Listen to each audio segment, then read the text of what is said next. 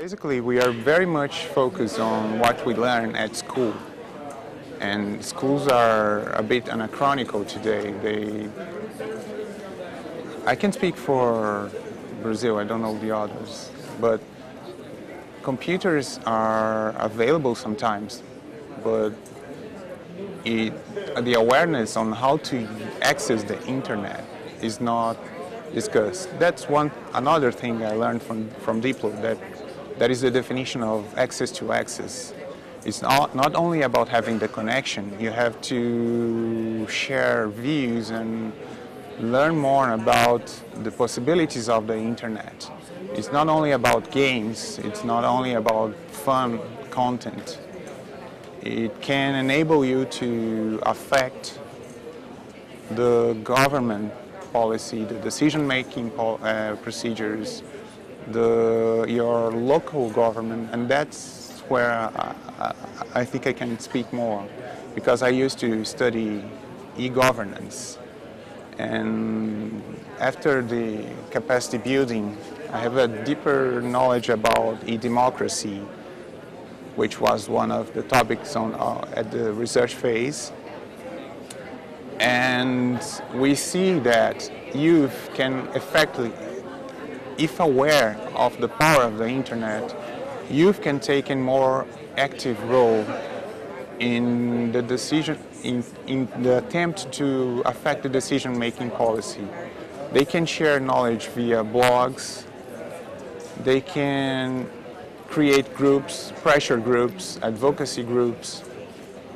They can connect with youth in the whole world. It's not only about your friends in your neighborhood anymore. Your neighborhood is the world. So now we can share more information and effectively play a role in the decision making. And there's another definition I like.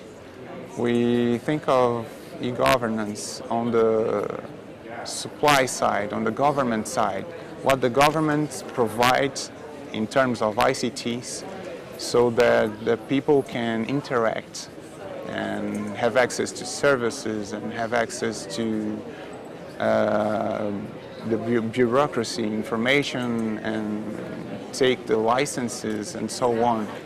But a professor from University of Brasilia has an interesting definition. We cannot think only on the supply side, we must think about the demand side. And then that's when IG, diversity, multilingualism, e-democracy can grow. Well, via internet, we can become active players and make governments act and not only answer to the government's request.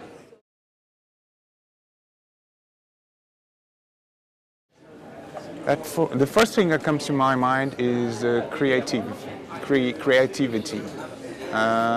innovation, new applications. That's what we are doing, the digital cameras and blogs and iPods.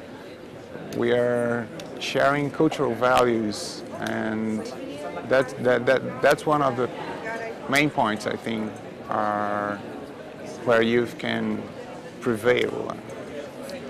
The other point, and that was discussed in the Youth and IG roundtable, is the interaction between youth and elder.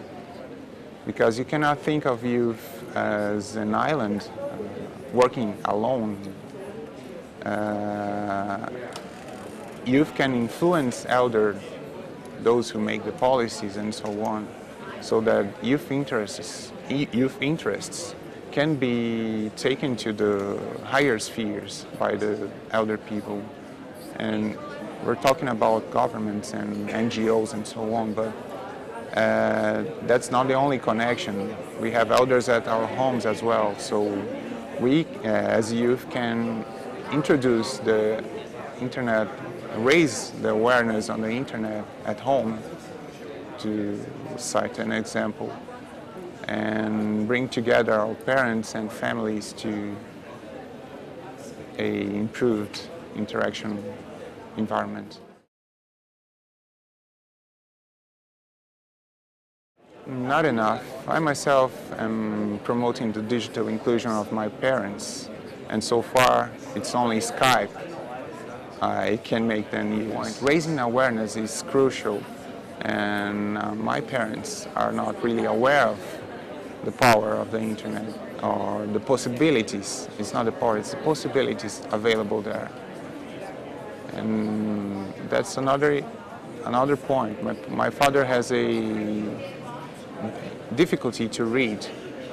So one thing that I think is great here is at IGF was to watch the panelists who are blind and those companies who are working on assistive technologies and other technologies. And that's one issue, accessibility, where youth can work to, because I think there is demand for that kind of work, and youth has creativity to write the codes, to think of innovation in that area.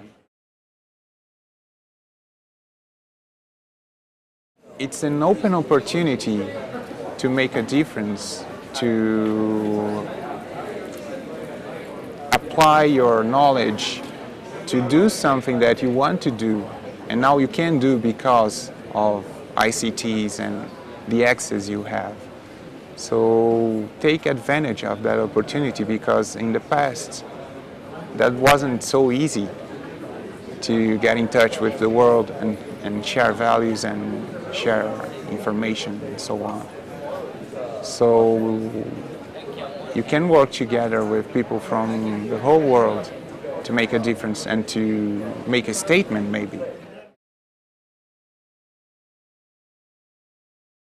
Because from the access you have in your mobile phone to the cultural, to the music you download, to the series you watch on YouTube, to the things you buy in your e-business sites, everything has some connection with critical internet resources, with copyrights, with open standards, and you should not be away or avoid that discussion.